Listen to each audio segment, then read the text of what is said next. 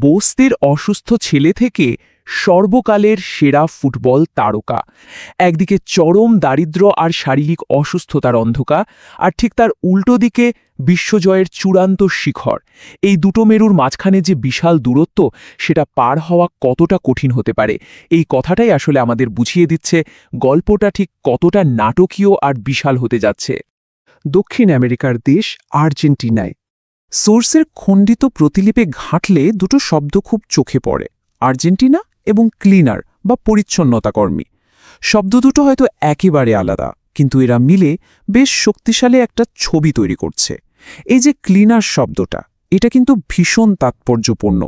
এটা আমাদের খুব স্পষ্টভাবে বুঝিয়ে দিচ্ছে যে এই তারকার শুরুর পথটা মোটেই ফুলের বিছানা ছিল না, বরং সেটা ছিল ভীষণ সাধারণ, অভাব অনটনে ঘেরা আর দৈনন্দিন জীবনের এক কঠিন সংগ্রামে ভরা।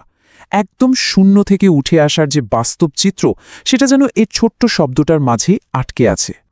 ট্রান্সক্রিপ্টের ভাঙা শব্দগুলোর মধ্যে কার্লোস রে বার্সেলোনা আর কার্লোস রেক্সাস নামগুলো বারবার উকি দেয়। ইনি কে? ইনি হলেন বার্সেলোনার সেই বিখ্যাত স্কাউট বা প্রতিভা অন্বেষণকারী। এই মানুষটার জহুরি চোখ আর সরাসরি হস্তক্ষেপই সেই অসুস্থ ছোট্ট ছেলেটিকে আর্জেন্টিনা থেকে স্পেনে নিয়ে আসার মূল চাবিকাঠি ছিল।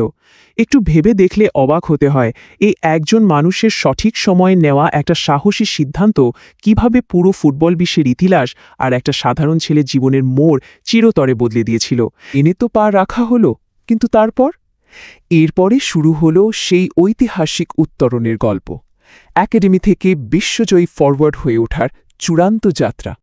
দেশান্তরী হওয়ার মতো বিশাল একটা কঠিন সিদ্ধান্তের পর প্রতিলিপিতে আমরা একটা টার্ম পাই, বার্সেলোনা একাডেমি ইনফ্যান্ট।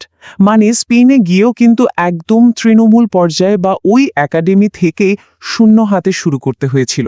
নতুন দেশ, অচেনা পরিবেশ, নতুন ভাষা, সবকিছুর সাথে মানিয়ে নেওয়ার কি এক অদ্ভুত নিরন্তর লড়াই।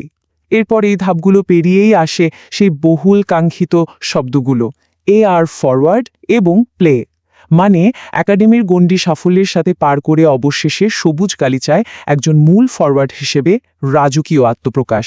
যে গল্পের শুরুটা হয়েছিল ক্লিনারের মতো একটা শব্দ দিয়ে, যেখানে লুকিয়ে ছিল চরম দারিদ্র্য আর সংগ্রামের গল্প, আর ভরসা বলতে ছিল কেবল কার্লোস নামের একজন স্কাউটের দূরদৃষ্টি, সেই একই গল্প কিভাবে বিশ্বের সর্বকালের সেরা ফরওয়ার্ডকে তৈরি করল।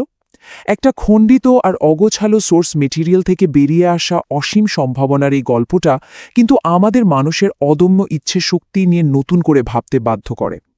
অসম্ভবকে সম্ভব করার এই যে বিশাল মাপের একটা যাত্রা, এটা সত্যিই অবিশ্বাস্য।